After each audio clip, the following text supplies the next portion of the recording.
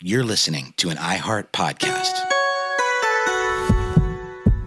This podcast is sponsored by Talkspace. May is Mental Health Awareness Month, and Talkspace, the leading virtual therapy provider, is telling everyone, let's face it in therapy. By talking or texting with a supportive, licensed therapist at Talkspace, you can face whatever is holding you back, whether it's mental health symptoms, relationship drama, past trauma, bad habits, or another challenge that you need support to work through. It's easy to sign up. Just go to Talkspace.com and you'll be paired with a provider, typically within 48 hours. And because you'll meet your therapist online, you don't have to take time off work or arrange childcare. You'll meet on your schedule. Plus, Talkspace is in-network with most major insurers, and most insured members have a $0 copay. Make your mental health a priority and start today. If you're not covered by insurance, get $80 off your first month with Talkspace when you go to Talkspace.com and enter promo code SPACE80. That's SPACE80. To match with a licensed therapist today, go to Talkspace.com and enter promo code SPACE80. Hey sis, it's Mandy Money from the Brown Ambition podcast. Are you wondering, how am I going to break free from this paycheck to paycheck life? How do I get into the stock market? Is that my 401k? Is it my HSA? What even are these things? We have y'all covered at Brown Ambition. I'm your host, Mandy Money. I'm a career and money expert. I help women start building generational wealth to get the dose of empowerment, strategy, and community that only Brown Ambition can offer. Listen to Brown Ambition on the iHeartRadio app, Apple Podcasts, or wherever you get your podcasts. Before we get started, a heads up that this episode contains mentions of sexual assault and medical trauma. Hello, from Wonder Media Network, I'm Jenny Kaplan, and this is Womanica. This month, we're talking about word weavers, people who coined terms, popularized words, and even created entirely new languages. These activists, writers, artists, and scholars used language to help shape ideas and give voice to experiences that once had no name. Today's Womanican has decades of activism under her belt. She helped coin the terms women of color and reproductive justice, providing the language that has allowed women across racial and ethnic backgrounds to organize collectively for their human rights. Let's talk about Loretta Ross. Loretta was born on August 16, 1953, in Temple, Texas. She was the sixth of 8 children in her family. The family moved around a lot because Loretta's father was in the Army. She attended many military schools, which she later credited with accelerating her reading skills far beyond her grade level. Loretta was on track to attend an elite college, but she encountered obstacles on her path to higher education. When Loretta was just 11 years old, a stranger kidnapped her and sexually assaulted her. She was traumatized for years. A few years later, she was repeatedly coerced and sexually assaulted by a much older, distant relative. Loretta became pregnant as a result. She was just 15 years old and still in high school. She didn't want to have a child, but abortion wasn't legal in her home state of Texas. Loretta ended up giving birth to her son, Howard Michael Ross, in April of 1969. The stigma surrounding her teen pregnancy made her final year of high school incredibly difficult.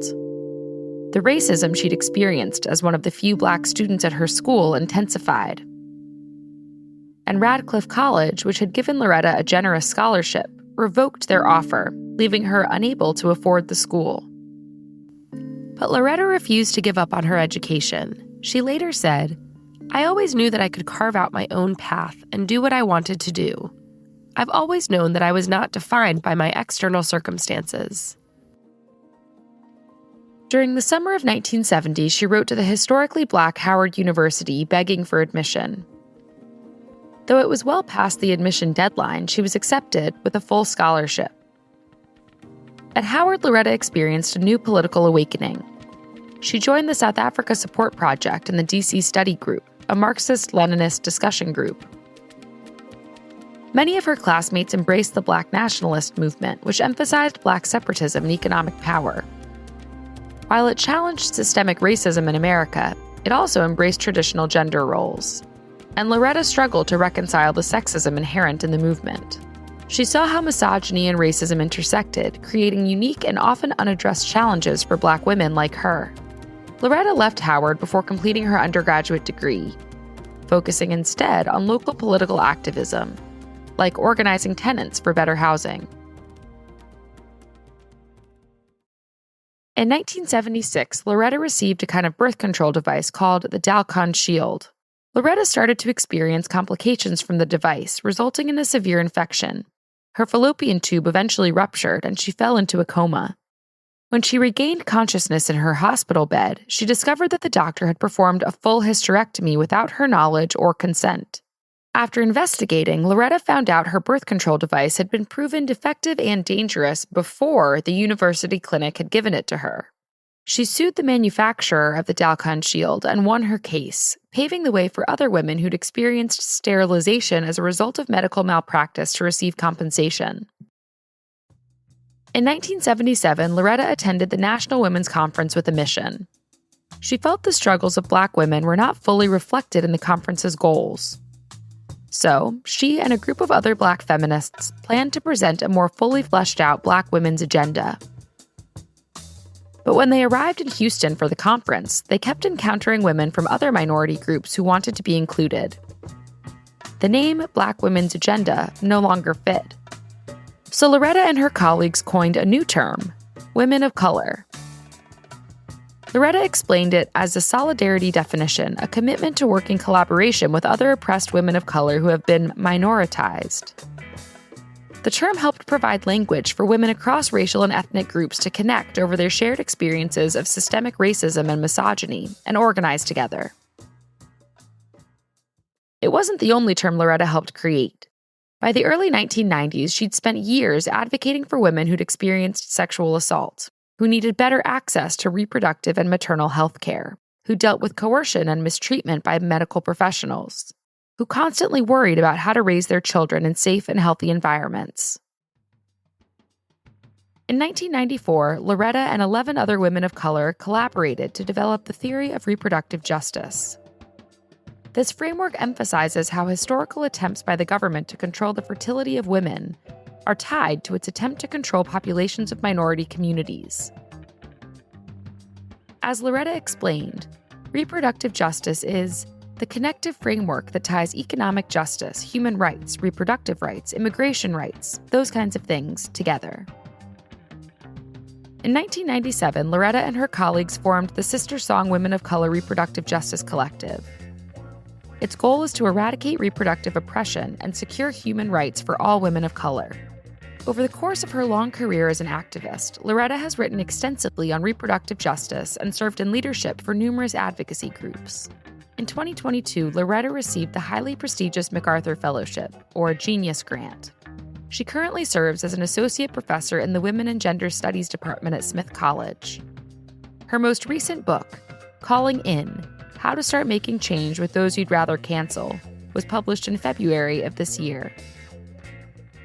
All month, we're talking about word weavers. For more information, find us on Facebook and Instagram at Womanica Podcast. Special thanks to Liz Kaplan, my favorite sister and co-creator. As always, we'll be taking a break for the weekend. Talk to you on Monday.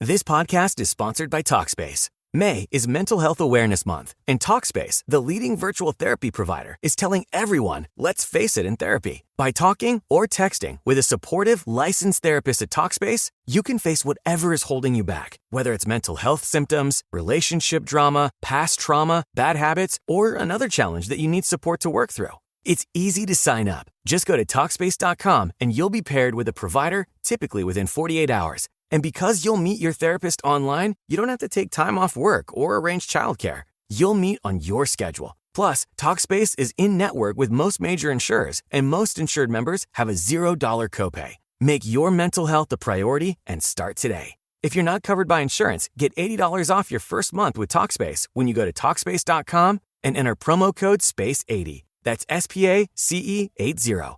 To match with a licensed therapist today, go to Talkspace.com and enter promo code SPACE80. Explore the winding halls of historical true crime with Holly Fry and Maria Tremarchi, hosts of Criminalia, as they uncover curious cases from the past. The legend of the highwayman suggests men dominated the field, but tell that to Lady Catherine Ferrers, known as the Wicked Lady, who terrorized England in the mid-1600s. Her legend persists nearly 400 years after her death. Highwaymen are in the hot seat this season. Find more crime and cocktails on Criminalia. Listen to Criminalia on the iHeartRadio app, Apple Podcasts, or wherever you get your podcasts. You're listening to an iHeart podcast.